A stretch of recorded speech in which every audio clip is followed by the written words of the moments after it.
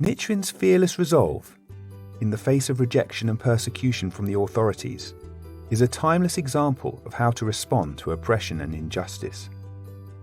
Taking inspiration from his struggles, I have been able to muster courage and to face some challenging times in my life with a fighting spirit. One example which has had a major impact on my circumstances was when I was purchasing our family home. Early on in my Buddhist practice, I had been encouraged to set 10-year determinations. What did I want mine and others' lives to be like in a decade's time? These were tangible goals, which included buying a house in my local neighbourhood in London. This specific resolution seemed particularly outlandish, as I was then in my first year of teaching on a relatively low salary. House prices in London had skyrocketed since the late 1990s, and my local area was expensive.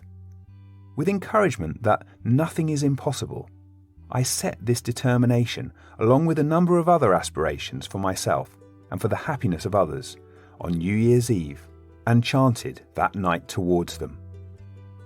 In the intervening 10 years, this ambition was not always at the forefront of my mind. Life's ups and downs made it seem impossible at times. And yet, give or take a couple of months, 10 years to the date of setting that goal, my family and I successfully purchased a beautiful, spacious house in my local area. We had chanted that the place would not only be a wonderful family home, but would create value by being used to host local Buddhist meetings for our community.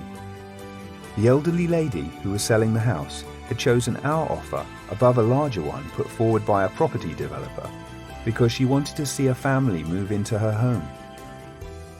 In the UK, the process of finalising the buying and selling of a property is quite protracted. Signing of contracts and completion of the deal usually happens just before moving in, and vendors and purchasers can pull out, or agreements can be cancelled at the last minute. Everything was going smoothly towards our purchase, and we were near to moving in. I was busy at work when the bank we had arranged the finance with, one of the largest in the country, called me.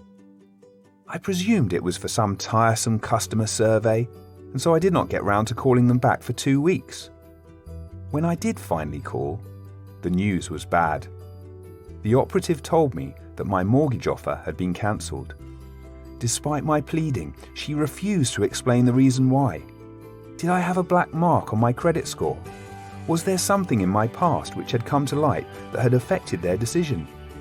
The woman on the other end of the phone would not explain, stating that it was company policy not to give a reason when a mortgage offer was withdrawn. Protestations to her manager and her manager's manager led to the same response. I felt powerless and wronged, a blank wall of indifference staring me in the face. How could I get another mortgage deal if I did not know why I had been suddenly rejected for this one? The black mark of this rejection would have to be shared, if it had not been already, and the likelihood of receiving another offer in the few days before we were meant to purchase the property was nigh on impossible.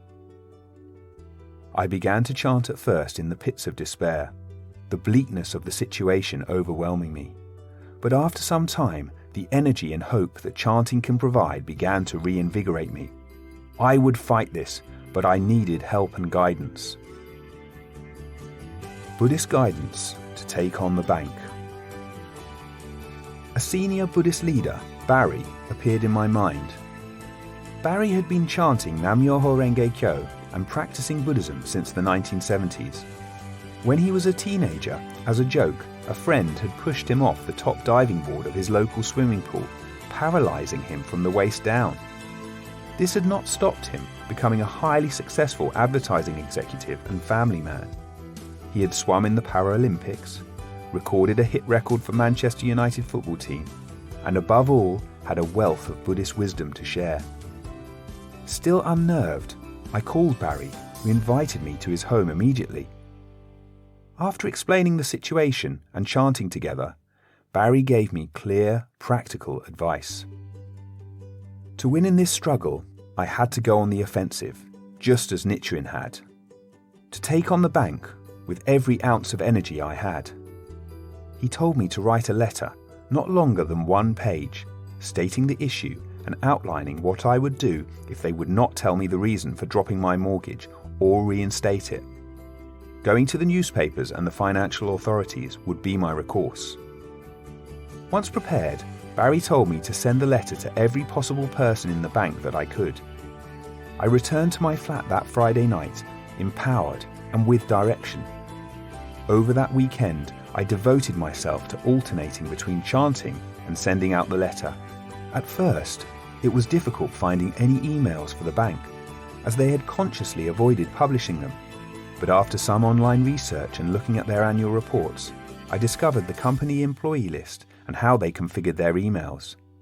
I literally deluged the company with my letter, like an aerial bombing raid of emails.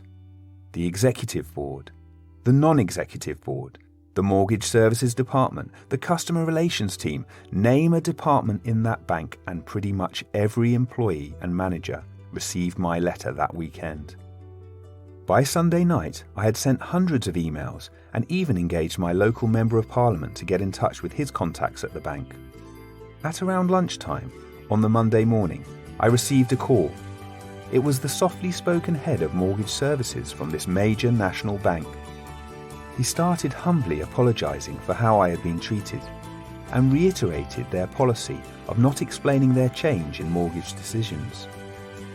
However, on this occasion, he had authorised to make an exception.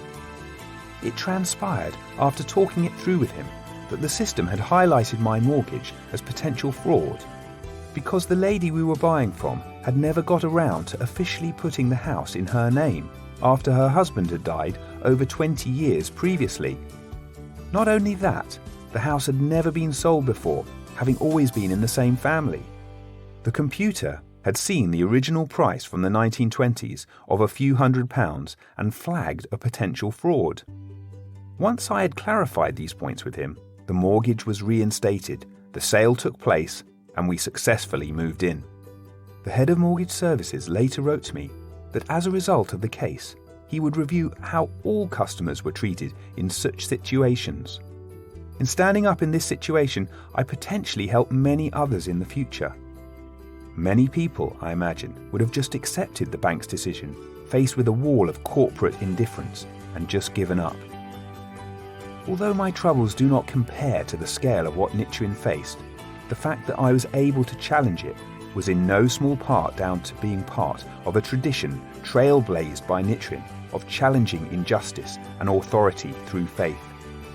Practicing Buddhism does not mean life will be problem-free, nor will everything go your way. However, it can provide a dauntless spirit and the strength to challenge whatever we encounter. Like Nichiren, the Buddhist practitioner can feel energized and even happy in the middle of adversity. Rather than lamenting our fate, Buddhism can provide the strength to rejoice, as Nichiren did when he stated, "I, Nichiren, am the richest man in all of present-day Japan." He said this despite, at that time in February 1272, being in exile on snowbound Sado Island, in a drafty, dilapidated hut facing a pauper's graveyard where dead bodies were left discarded.